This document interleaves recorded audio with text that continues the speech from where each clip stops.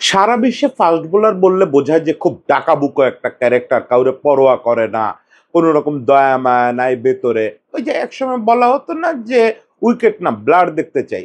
বাংলাদেশে সম্ভবত এই ব্যাপারটা একটু ব্যতিক্রম।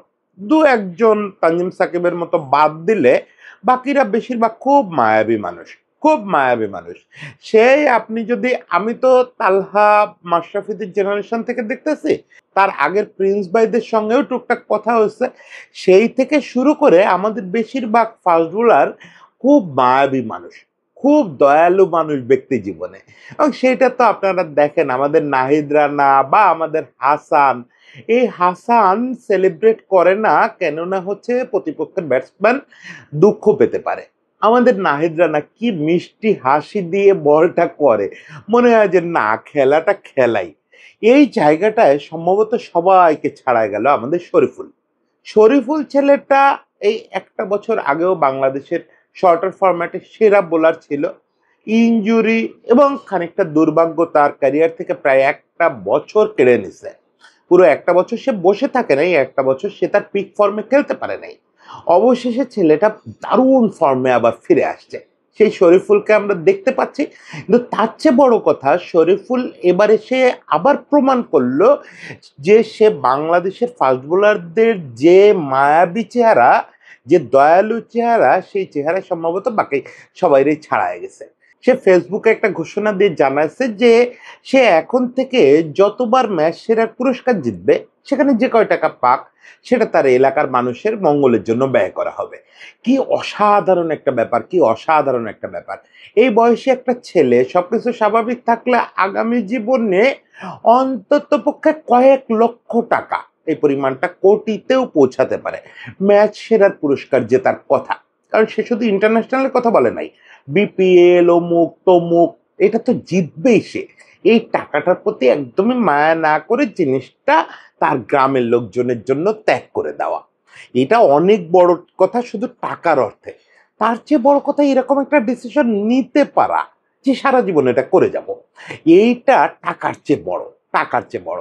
এখন এই যে শরীফুলের এই কাজটা কেন শরীফুল করলো, শরীফুলের এই কাজটার পেছনে নিশ্চয়ই একটা গল্প আছে। সেই গল্পটা হচ্ছে যে শরীফুল ওই দারিদ্র্যের ভেতর থেকেই আসছে, ওই সংগ্রামের ভেতর থেকেই আসছে। ফলে সে পঞ্চগড়, মৌমারি গ্রাম, এই জায়গার মানুষদের যে সংগ্রাম, যে কষ্ট, এটা এক মিনিটের জন্য ভুলতে পারে না। এটা তার গত কয়েক বছরের কর্মকাণ্ডে আমরা খেয়াল করি যে ওই গ্রামটা, ওই উপজেলাটা, ওই জেলাটা, এটা সে ভুলতে পারে না। তো আমরা একটু শরীফুলের এই উত্থানের গল্প, যে সে কোত্থেকে আসছে এবং কেন সে এরকম করে ওই মৌমারি গ্রামের জন্য তার প্রাণটা কাঁদে, এই জিনিসটা অল্প করে একটু বলি। শরীফুল একটা জায়গায় আমাদের 2020 ব্যাচের মধ্যে সবচেয়ে আগানো, যে বিশ্ব চ্যাম্পিয়ন ব্যাচটা আমাদের অনূর্ধ্ব-19 বিশ্বজয়ী দল, এই দলে সবার চেয়ে আগানো। সেটা হচ্ছে যে খুব বিস্ময়করভাবে সবার আগে ন্যাশনাল টিমে অভিষেক হয়েছে তার। যদিও আলোচনায় ছিল অন্য অনেকে, শামীমের হয়ে যেতে পারতো, মানে একটা অবস্থা ওই সময় ছিল যে 3-4 জন ক্রিকেটার যে কারো অভিষেক হয়ে যাবে ন্যাশনাল টিমে আগে। তার মধ্যে শরীফুল কিন্তু সবার আগে ছিল না র্যাঙ্কিং এ, কিন্তু শরীফুলই আসলে সবার আগে দৃষ্টিটা কাড়লো। 6 ফুট 3 ইঞ্চি উচ্চতা, এবং সবচেয়ে বড় কথা আপনারা জানেন যে শরীফুলের ওই যে ফিঙ্গার ইউজ, সিমের ইউজ, এবং ওই যে সুইং করাতে পারা, বিস্ময়করভাবে বলকে ভেতরে ঢোকাতে পারার ক্ষমতা, ওই যেটা আমি বলি সাপের মতো ছোবল দেওয়া, এটা শরীফুলকে আলাদা করে ফেললো, বাকি সবার থেকে আলাদা করে ফেললো। যদিও তার দলে তানজিম সাকিবের মতো স্পিড স্টার, তারপর অনেকেই রয়েছে না, অভিষেক ছিল, অভিষেক তো পথ হারায় ফেললো খানিকটা, মৃত্যুঞ্জয়ের মতো অলরাউন্ডার, কিন্তু সবাইকে টপকায় সবার আগে ন্যাশনাল টিমে অভিষেক হলো শরীফুলের। মজার ব্যাপার, যে মুহূর্তে তার অভিষেক হলো সেই মুহূর্তেই আসলে দেশবাসী জানতে পারলো যে সে আসলে ওই যে ন্যাশনাল টিমে পা রাখলো, একটা বিশ্ব চ্যাম্পিয়ন হয়েছে, কিন্তু সে মৌমারি গ্রামকে ত্যাগ করে নেই। সে ওই অভিষেকের সময় পত্রপত্রিকায় যে রিয়াকশন দিল, ওই যে কোনো তরুণ ক্রিকেটারের যখন হয়, জাতীয় দলের ডাক পায়, তখন তো প্রেসে একটু কথা বলে, ওখানে বসে বলল যে এটার জন্য আমার দুটো কৃতজ্ঞতা প্রকাশের আছে, একটা হচ্ছে আমার বাবা, আর একটা হচ্ছে আমার গ্রামের মানুষ, আমার এলাকার মানুষ। বোঝা গেল যে শরীফুল যত উচ্চতায় উঠবে ততই ও শেকড়ের প্রতি টানটা বেশি অনুভব করবে। শরীফুলের এই শেকড়ের প্রতি টানের একটা বড় কারণ হচ্ছে তার ফ্যামিলি ব্যাকগ্রাউন্ড। এই গল্পটা মোটামুটি আমাদের বেশিরভাগ ক্রিকেটারের প্রায় একই রকম। আমাদের ক্রিকেটাররা তো খুব ধনবান পরিবারে জন্মায় আসা ক্রিকেটার খুব রেয়ার। মানে আগের প্রজন্মে, মানে লিপু ভাইদের প্রজন্মে ছিল, কিন্তু পরের প্রজন্মগুলোতে আমাদের বেশিরভাগ ক্রিকেটার আসছে একেবারে নিম্নবিত্ত ফ্যামিলি থেকে। সে গল্পগুলো তো আপনারা জানেন যে বেশিরভাগ পরিবার, মানে ৩ বেলা খাবার জোগাড় করতে কষ্ট, এমন পরিবারের ক্রিকেটারও আমাদের ন্যাশনাল টিমে আসছে এবং এখনো খেলতেছে সেরকম ক্রিকেটাররা। ওই শরীফুল্লার পরিবার ওরকম হত দরিদ্র না হলেও দরিদ্র ছিল। ওর বাবা কৃষক ছিলেন। ওর বাড়ি হচ্ছে পঞ্চগড়েরও একদম মানে প্রান্তিক একটা জায়গায়, দেবীগঞ্জ বলে একটা উপজেলা। ওই উপজেলার মৌমারি, নট রৌমারি, মৌমারি বলে একটা গ্রাম। এই গ্রাম, যে গ্রামে তখনও পর্যন্ত, এখন আমি জানি না, তখনও পর্যন্ত একটা পাকা রাস্তাও পৌঁছায় নাই। শরীফুল যখন বিশ্বকাপ জিতে ফেলছে তখনও পর্যন্ত একটা পাকা রাস্তাও পৌঁছায় নাই। ওরকম জায়গায় তার জন্ম। ধরেন 2015 সালে আমরা জানি কি পুরো বাংলাদেশ আধুনিক হয়ে গেছে। তখন আমাদের ধারণা যে পুরো বাংলাদেশে পাকা রাস্তা চলে আসছে, পুরো বাংলাদেশে বিদ্যুৎ চলে আসছে। না, শরীফুলের ওই মৌমারি গ্রামে তখনও সভ্যতার আলো পৌঁছায় নাই। সভ্যতার আলো মানে এই যে টমাস আলভা এডিসনের যে বিদ্যুৎ, এই বিদ্যুৎ পৌঁছায় নাই। পৌঁছালেও ওর বাড়িতে টিভি কেনা বা বিদ্যুৎ নিয়ে টিভি দেখা সে সুযোগ ছিল না। ছেলেটা ছোটবেলা থেকে ডান পিটে ক্রিকেট খেলে, কিন্তু ওই টিভি এবং ওই কারেন্টের জন্য তাকে খেলা দেখতে যেতে হয় প্রায় আধা ঘন্টা হেঁটে বাজারে। কাছের যে বাজার আছে, ওই বাজারে টিভি আছে, ওখানে বসে সে খেলা দেখে। একটা খেলাও মিস করে না। এতটুকু পিচ্ছি, একটা খেলাও মিস করে না। 2015 সালটাকে স্পেশালি বলতেছি কেন, 2015 সালে সে একজন ফাস্ট বোলারকে বাংলাদেশে অভিষেক হইতে দেখলো। যে ফাস্ট বোলারটা তার প্রথম ম্যাচে ওরকম সুইং না হোক, কাটার দিয়ে পরপর প্রথম অভিষেক 2 ম্যাচে 11 উইকেট তুলে নিল, ইন্ডিয়ারে কাঁপায় দিল। সেই ফাস্ট বোলারটা এখন শরীফুলের বোলিং পার্টনার, সেটা হচ্ছে মুস্তাফিজ। এইটা দেখে শরীফুল হতভম্ব হয়ে গেল। ওরে বাবা রে বাবা, একজন নতুন খেলোয়াড় আসছেন, নতুন স্টার, শুধু বোলিং করে তারকা হওয়া যায়? একটা তো বাচ্চাদের মধ্যে গ্রাম এলাকায় সব জায়গায় ধারণা থাকে যে তারকা হইতে গেলে রান করতে হবে, সেঞ্চুরি করতে হবে, বড় বড় স্কোর করতে হবে। কিন্তু ও এদিন ফিল করলো যে না, আমি যে বল করি, বল করেও তো বড় তারকা হওয়া যায়। এবং সেটা ফিল করলো সে মুস্তাফিজকে দেখে। সেই মুস্তাফিজ আজকে তার বোলিং পার্টনার, এবং মুস্তাফিজকে দেখে সেই সিদ্ধান্ত নিল বাকিটা জীবন পেস বোলিংই করবো। এবং সিদ্ধান্তটা কত অসাধারণ ছিল সেটা ফল তো আজকে আমরা দেখতেছি, যে মুস্তাফিজের দারুণ একটা সঙ্গীও পাওয়া গেছে। এরপরে তাকে আসলে ক্রিকেটার হইতে অনেক স্ট্রাগল করতে হতো, যদি না তার বাবা দুলাল মিয়া একজন অসাধারণ মানুষ হতেন, অসাধারণ ক্রিকেট প্রেমী মানুষ না হতেন। দুলাল মিয়া নিজেও চাষি মানুষ, কৃষক মানুষ, চাষ করে সংসার চালান। তারও ওই বিলাসিতা দেখানোর সুযোগ নাই যে ছেলের শখ পূরণের জন্য ছেলেকে নিয়ে রাজশাহীতে দৌড়াও, অমুক করো তমুক করো, এই সুযোগ তার আসলে ছিল না। কিন্তু উনি যখন বুঝলেন যে ছেলেটার জীবন আসলে ক্রিকেটেই, সে বোঝার পিছনে আবার একটা মজার ব্যাপার ছিল। সেটা হচ্ছে যে শরীফুলের জীবনে ছোট্ট একটা দুর্ঘটনা। শরীফুল অবশ্য আমি নিশ্চিত যে এই গল্প শুনতে বসলে বলবে না না ওটা দুর্ঘটনা নয়, ওটা ভালো ঘটনা ছিল। সেটা হচ্ছে ও জেএসসি তে ফেল করছিল। জেএসসি তে ফেল তো করবেই, রাত দিন যে ছেলে মাঠে খেলে বেড়াচ্ছে, পড়াশোনার নামে খোঁজ দেয়, ও ফেল করবেন না? এই ফেল করাটা ওর জীবনে খুব একটা আশীর্বাদ হয়ে আসলো। মানে ওর বাবা, আমি ওর বাবাকে পাইলে অবশ্যই একটা বিরাট ধন্যবাদ দিতাম। বাংলাদেশে বেশিরভাগ ফ্যামিলিতে যেটা হয় যে জেএসসিতে ফেল করছে, 2-3টা থাপ্পড় মুখে দিবে, দিয়ে বলবে আরো শক্ত করে পড়তে হবে। মানে যে জিনিসটার প্রতি আগ্রহ নাই বাচ্চাদের, ওই জিনিসটা জোর করে ঢুকাবে। যে জিনিসটার প্রতি আগ্রহ, যে কারণে জেএসসি ফেল করলো, ওই জিনিসটা যে সেকেন্ড থট দেওয়া, এই অভিভাবক তো আপনি শহরেও খুঁজে পাবেন না। ইনফ্যাক্ট শহরে কম খুঁজে পাবেন। আমরা শহুরে হয়েছে কিন্তু আমরা বাচ্চাদের বুঝতে শিখে যাই। ওই গ্রামে বসে, ওই মৌমারি গ্রামের একজন কৃষক বাবা, উনি বুঝে ফেলছেন যে মুহূর্তে জেএসসি ফেল করছে, ওই মুহূর্তে উনি বুঝে ফেলছেন যে এই ছেলের ভবিষ্যৎ কি। উনি বলছেন যে ঠিক আছে, তুমি যেহেতু জেএসসি ফেল করছো, তার মানে তোমার জোরাজুরি করলেও তুমি পড়াশোনায় মন দিতে পারবা না, ওইটা তোমার মনের জায়গা না, তোমার মনের জায়গা ক্রিকেট। উনি ওরে ক্রিকেট একাডেমিতে ভর্তি করে দিয়েছেন, এবং সৌভাগ্যক্রমে সেই ক্রিকেট একাডেমিতে কেউ একজন ওর বোলিং দেখে যোগাযোগ করায় দেয় আলমগীর কবিরের সঙ্গে। আলমগীর কবিরকে আপনাদের নিশ্চয়ই নামটা একটু মনে থাকার কথা। আলমগীর ভাই হচ্ছে আমাদের সাবেক ন্যাশনাল পেসার, ন্যাশনাল টিমেও খেলছেন। ন্যাশনাল টিমের ক্যারিয়ার তো সেরকম করতে পারেন নাই, ন্যাশনাল পর্যায়ে ভালো ছিলেন, কিন্তু এখন হচ্ছে মূলত একজন জহুরি। সবাই বলে কোচ, বিসিবির কোচ, আমি বললি জহুরি। রাজশাহী অঞ্চলে থাকেন, রাজশাহী অঞ্চলে ক্রিকেট কোচ হিসাবে কাজ করেন। তার দুটি প্রোডাকশনের নাম বললেই আপনি বুঝতে পারবেন, একটা তো এই যে শরীফুল আর একটা হচ্ছে নাহিদ রানা। এছাড়াও তার গন্ডা গন্ডা প্রোডাকশন এখন ন্যাশনাল লেভেলে আছে, প্রচুর বাচ্চা নিয়ে কাজ করতেছে আলমগীর ভাই। আলমগীর ভাই আমাদের জন্য এখন একজন জাদুকর, যে উত্তরবঙ্গে প্রচুর ফাস্ট বোলার তৈরি করতেছে, যে জায়গা থেকে আসলে আমাদের ফাস্ট বোলার আসা উচিত। কারণ উত্তরবঙ্গের বাচ্চারা অনেক বেশি পেটা সেটা শরীরের, হয়তো ওই জন্য ওই জায়গায় ফাস্ট বোলার তুলে আনা অনেক সহজ। সহজ না, ওই জায়গা থেকে আসা উচিত, সেটা আলমগীর ভাই করতেছে। ফলে আলমগীর ভাই চোখে পড়ার পরে এবং ও যখন ক্লেমন একাডেমিতে ভর্তি হলো, ওই যে পাইলট ভাইদের আবার যে একাডেমি, ওখানে ভর্তি হলো, সব মিলে আর ওর পেছন ফিরে তাকাতে হয় নাই। ও পঞ্চগড় মৌমারিকে কাগজে কলমে ওই সময় পেছনে ফেলে সামনে আগানো শুরু করছে।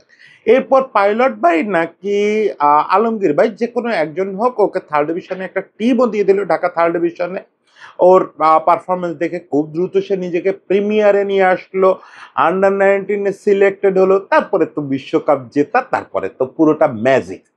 এর পিছনে আমাদের অমিরও একটা অবদান আছে। অমিও সম্ভবত ওকে ক্লাব খোঁজায় একটু সাপোর্ট করছিল, আমিও ওই এলাকার ছেলে তো। ফলে সবাই মিলে সাপোর্ট দিয়েই আসলে এখানে আনছে। সেখানে নিশ্চয়ই আলমগীর ভাই, পাইলট ভাই, এদের বড় ভূমিকা আছে, এবং শরীফুল নিজের যোগ্যতায়। আসলে সবাই যেটা হয়, স্রষ্টা তো এরকম ওসিলা করে করে বিভিন্ন জায়গায় সহায়তা করার জন্য বিভিন্ন জনকে দাঁড় করান, বাকিটা তো নিজের যোগ্যতায় করতে হয়। এবং সেটা সে প্রুভ করে দিছে, সে কিন্তু 2020 ওয়ার্ল্ড কাপে খুব মারাত্মক পারফরমেন্স করছে তা না। এবং আপনি যদি দেখেন, যেটা বলছিলাম একদম ইন্ট্রোতে, ওই যে সেট আপটা 2020 সেট আপটা, ওই সেট আপটার প্রথম একটা বড় বৈশিষ্ট্য হচ্ছে ওখানে কেউ মহাতারকা হইতে পারে নাই। মানে ওই টিমটাই এমন ছিল, আকবরের টিমটা, যে সবাই আসলে একই রকম। তার মধ্যেও একটা থাকে যে আপনি যদি তারকার বিচার করেন, তাহলে মূলত ওখানে বড় তারকা ছিল জয় আর হৃদয়।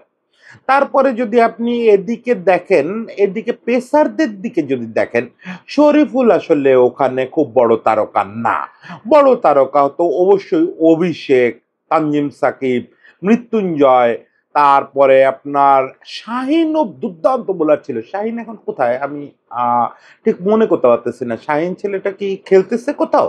এর মধ্যে শরীফুল বরং একটু লো প্রোফাইল ছিল, সেই লো প্রোফাইল ছেলেটাই সবচেয়ে হাই প্রোফাইল হয়ে গেল। অভিষেক তো ওই ইয়ের বছরই হলো, বিশ্বকাপ যে বছর জিতে আসলো ওই বছরই হলো। তারপরে 2023-24-এ সে আমাদের বোলিং এর বড় ভরসা হয়ে গেল, ইনফ্যাক্ট তাসকিনের প্রধান সঙ্গী হয়ে গেল নতুন বলে সে। তখন ব্যাপারটা এরকম হলো যে আমরা যদি 3 পেসার নিয়ে খেলি, তাহলে তাসকিন আর শরীফুল দুই পাশ থেকে নতুন বল শুরু করবে, মুস্তাফিজ ম্যাজিক দেখাবে পুরনো বলে। মানে যে মুস্তাফিজকে দেখে শরীফুল পেস বোলার হওয়ার সিদ্ধান্ত নিচ্ছে, সেই মুস্তাফিজ তখন তার সঙ্গী। এবং ডিজাইনটা, পেস বোলিং ডিজাইনটা এত সুন্দর। তাসকিন তো তখন স্পিডেস্টার, তাসকিন তখন এত কম পেসে বল করে না। অন্য দিক থেকে শরীফুল তুলনামূলক একটু কম পেসে বল করে, কিন্তু ওই যে বললাম সাপের মতো চৌল দেওয়া বল। আর মুস্তাফিজ তো মুস্তাফিজ। পরে যেটা হলো 2024-এ কিন্তু আমাদের সর্বোচ্চ উইকেট শিকারী ছিল। 2024-এ তো পাগল বানায় দিচ্ছিল। একদিকে শরীফুল, তখন আবার আস্তে আস্তে নাহিদ রানা, হাসান, এদের উত্থান হচ্ছে। ততদিনে শর্টার ফরম্যাটে তানজিম সাকিব চলে আসছে। আমার তো তখন মানে শুধু ভাবলেই চোখে পানি আসে যে আমরা কি একটা পেস বোলিং সময় চলে আসছি। সেই জায়গাটায় একটা বড় ধাক্কা ছিল শরীফুলের 2025টা। মানে ওর ওই একটা ইনজুরি হলো, ফিঙ্গার ইনজুরি, যে কারণে ও লম্বা একটা সময় ওর রিহ্যাব টিহ্যাব মিলে বাইরে থাকলো। ফলে যেটা হলো, শরীফুলের তো মূল ম্যাজিকটা হচ্ছে আঙ্গুলে। মানে সিম বোলারদের আসলে আঙ্গুলটা একটা বড় ব্যাপার। সেই জায়গাটায় শরীফুলের একটা বাড়তি কৃতিত্ব ছিল।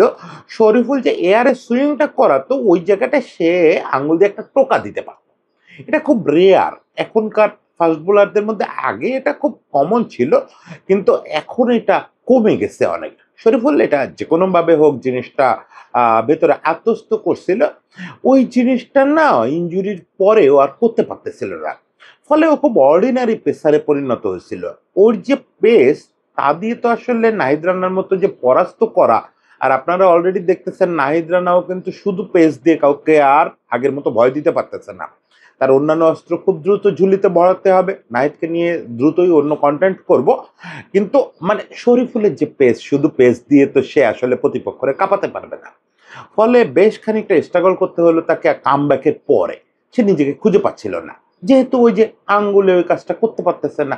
তাহলে কি হবে, শরীফুল কি পুরায় যাবে? অনেকেই কিন্তু শরীফুলেরও পুরায় যাওয়াটা দেখতে পাচ্ছিল, যে শরীফুল আর চলবে না।